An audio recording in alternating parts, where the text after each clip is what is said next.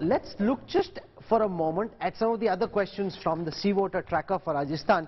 This is on the Gehlot-Raje Bonhomie and how this impacts Vasundhara-Raje Scindia. Remember, Ashok Gehlot's made a few comments about how the Vasundhara-Raje helped save the government when Sachin had rebelled. So, would this Bonhomie impact Vasundhara-Raje? 47% of the respondents are saying yes, 51% of BJP respondents are saying yes, it will impact Vasundhara-Raje, 24% say no.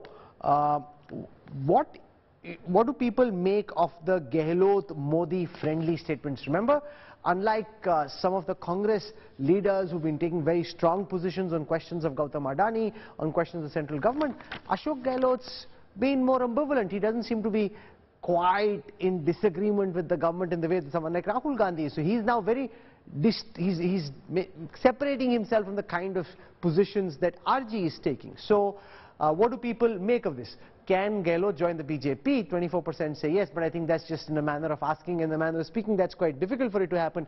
Is it just a courtesy statement, which is what 61% of the respondents are saying, that he was friendly just as a courtesy statement, not because they had any real intention of joining the BJP. Let me put this question to Rahul Verma. Vasundhara-Raje Scindia, and comparing her with someone like a Yedurappa, the similarities, the dissimilarities, and the ability of Vasundhara-Raje to hurt the BJP if she doesn't get a good deal. There is no indication at this moment, with just 6 months to go, that Vasundhara-Raje will be given any pride of place. How is she most likely to react, and what impact could that have on the BJP's fortunes? See, Rahul, it's a hard question to answer how she will react, but I can definitely reflect on what impact will it happen on BJP's prospects in Rajasthan. I think minimal. The reason is twofold. One, for most rebellions in BJP, whenever people have walked out of the party, they have not been able to take the base of the party with them. The one exception would be Yedurappa, who managed to get 9 or 10% votes for himself in 2013 in Karnataka.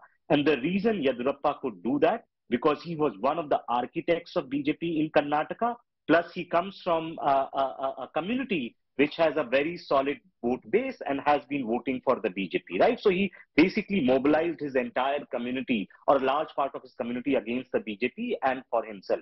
Unfortunately for Vasundhara-Raje, she's not that kind of community leader, and she does not have that kind of control or command over a Rajasthan BJP organization. She has been basically pushed to margins for now many years, and this is not to say she's not an important leader and all that, but I don't think even if she sort of like is made to sit back, her reactions or her movement away from the party is going to damage their prospects.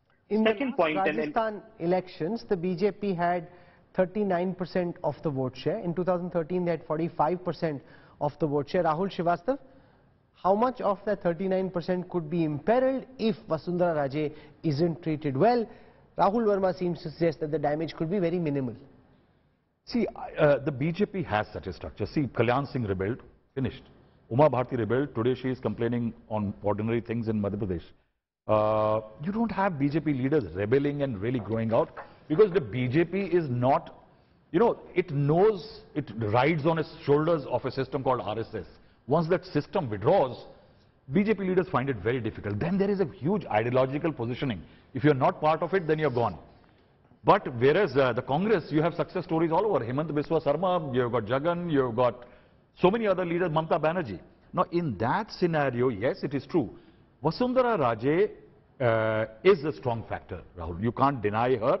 I think Vasundhara-Raje has been acting very differently from what Vasundhara-Raje used to be. There is a sense of, one can see that there is a bit of desperation. There is no clarity till now that she is going to be the chosen one.